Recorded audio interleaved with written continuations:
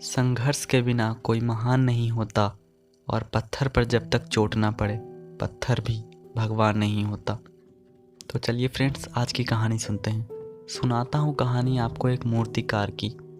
एक बार एक मूर्तिकार जंगल से जा रहा था। मूर्तिकार को मूर्ति बनाने के लिए पत्थर की ज़रूरत थी, इसलिए वह यहाँ वहाँ पत्थर ढूंढ रहा था। कुछ दूर जाने के बाद मूर्तिकार को एक पत्थर दिखाई दिया। उसने कहा, हाँ ये पत्थर ठीक लग रहा है, इससे मूर्ति बना देता हूँ। उसने अपने थैले से सामान निकालना शुरू किया। वह जैसे ही पत्थर पर प्रहार करने लगा, पत्थर से अचानक आवाज़ आई, नहीं नहीं, मुझे छोड़ दो, मुझ पर प्रहार मत करो, कोई और पत्थर ढूंढ लो। मूर्तिकार तो एक बार डर गया कि यह जंगल में आवाज़ कहाँ से आ रही है। फिर उसने सोचा, चलो इसको छोड़ देते हैं, कोई और पत्थर ढूंढते हैं। मूर्तिकार थोड़ा और दूर गया। थोड़ा और दूर जाने के बाद उसे एक और पत्थर दिखाई दिया। उसने कहा, हाँ ये पत्थर बड़ी भी है, ये पत्थर एकदम सही है, इससे एकदम परफेक्ट मूर्ति बनेगी। मूर्तिकार ने फिर से सामान निकालना शुरू किया। वह पत्थर पर प्रहार करने लगा। अब की बार आवाज़ नहीं आई। मूर्तिकार ने पत्थर से मूर्ति बना दी।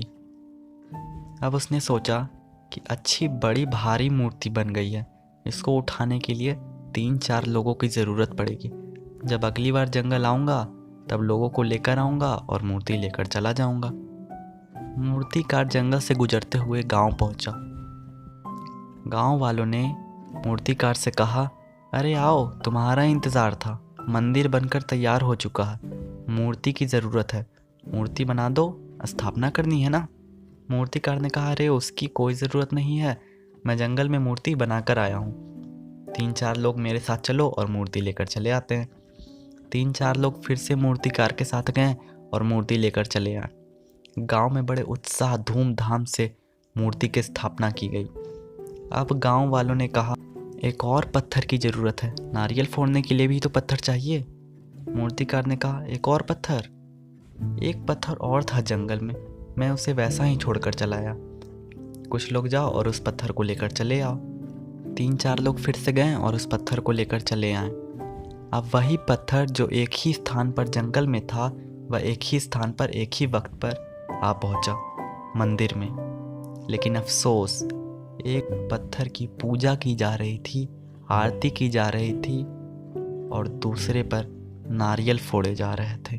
ये कहानी हमें बहुत बड़ी सीख देती है। हो सकता है आपके जीवन में भी संघर्ष का दौर चल रहा हो, अभी समय कठिनाइयों और मुसीबतों से भरा हो, लेकिन अगर आप हार नहीं मानते हैं तो जल्द ही आपका भी समय परिवर्तन होने वाला है। सुख और खुशी भरे दिन आने वाले हैं, बस हौसला रखें, चमत्कार जरूर होगा। तो जाते जाते बस आपसे यही कहना चाहूँगा कि सीखते रहिए, सिखाते रहिए और आगे बढ़ते रहिए।